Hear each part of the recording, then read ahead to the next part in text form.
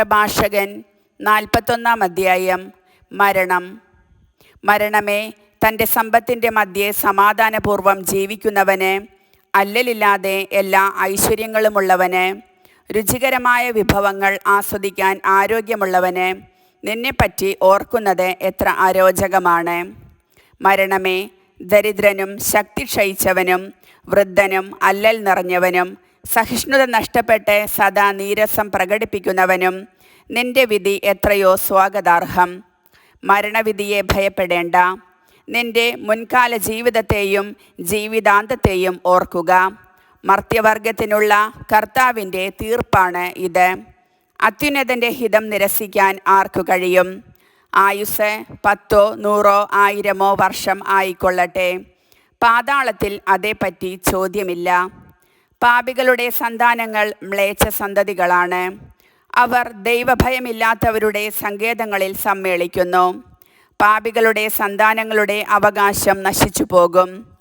അവരുടെ പിൻതലമുറ നിത്യനിന്ദയ്ക്ക് പാത്രമാകും.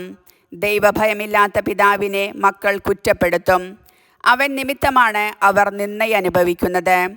അത്യുന്നത ദൈവത്തിൻ്റെ കൽപ്പനകൾ നിരസിച്ച ദൈവഭയമില്ലാത്ത ജനമേ, നിങ്ങൾക്ക് കഷ്ടം. നിങ്ങൾ ശാപത്തിലേക്കാണ് ജനിച്ചത്.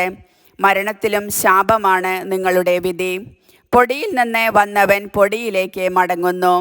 ദൈവഭയമില്ലാത്തവൻ ശാപത്തിൽ നിന്ന് നാശത്തിലേക്ക് പോകുന്നു. ശരീരനാശത്തെ പ്രതി മനുഷ്യർ വിലപിക്കുന്നു, എന്നാൽ പാപികളുടെ പേര് പോലും മാഞ്ഞു പോകും. സത്കീർത്തിയിൽ ശ്രദ്ധാലുവായിരിക്കുക. 1000 സ്വർണ്ണ നിക്ഷേപങ്ങളേക്കാൾ അത് അക്ഷയമാണ്. നല്ല ജീവിതത്തിൻ്റെ ദിനങ്ങൾ പരിമിതമത്രേ, എന്നാൽ സത്കീർത്തി ശാശ്വതവും. ലജ്ജാശീലം. കുഞ്ഞുങ്ങളെ, ഉപദേശങ്ങൾ പാലിച്ച് സമാധാനത്തിൽ വർത്തിക്കുവിൻ. നിഗൂഢജ്ഞാനവും അജ്ഞാതനിധിയും നിഷ്പ്രയോജനമാണ്. വിഡ്ഢിത്തം മറച്ചുവയ്ക്കുന്നവൻ വിജ്ഞാനം ഗോപനം ചെയ്യുന്നവനേക്കാൾ ഭേദമാണ്. അതിനാൽ എൻ്റെ വാക്കുകളെ ആദരിക്കുക. എല്ലാറ്റിനെയും കുറിച്ച് ലജ്ജിക്കുന്നത് നന്നല്ല. എല്ലാവരും എല്ലാം ശരിക്ക് വിലയിരുത്തുന്നുമില്ല. ലജ്ജിക്കേണ്ടവ ഇവയാണ്: പിതാവിൻ്റെയോ മാതാവിൻ്റെയോ മുൻപിൽ അസന്മാർഗിയായിരിക്കുക. പ്രഭുവിൻ്റെയോ ഭരണാധികാരിയുടെയോ മുൻപിൽ വ്യാജം പറയുക. ന്യായാധിപൻ്റെയോ വിധിയാളൻ്റെയോ മുൻപിൽ തെറ്റു ചെയ്യുക. ജനത്തിൻ്റെയോ സമൂഹത്തിൻ്റെയോ മുൻപിൽ തിന്മ പ്രവർത്തിക്കുക.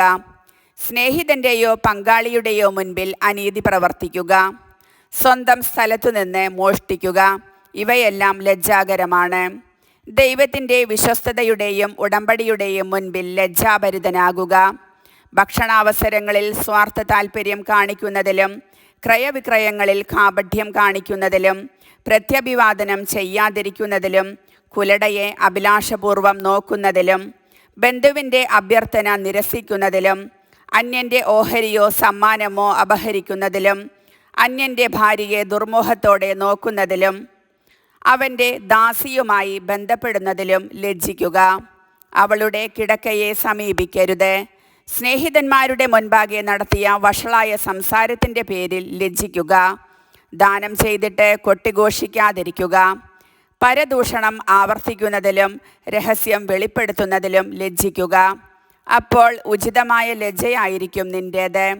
എല്ലാവരും നിന്നെ ഇഷ്ടപ്പെടുകയും ചെയ്യും. കർത്താവിൻ്റെ വചനം.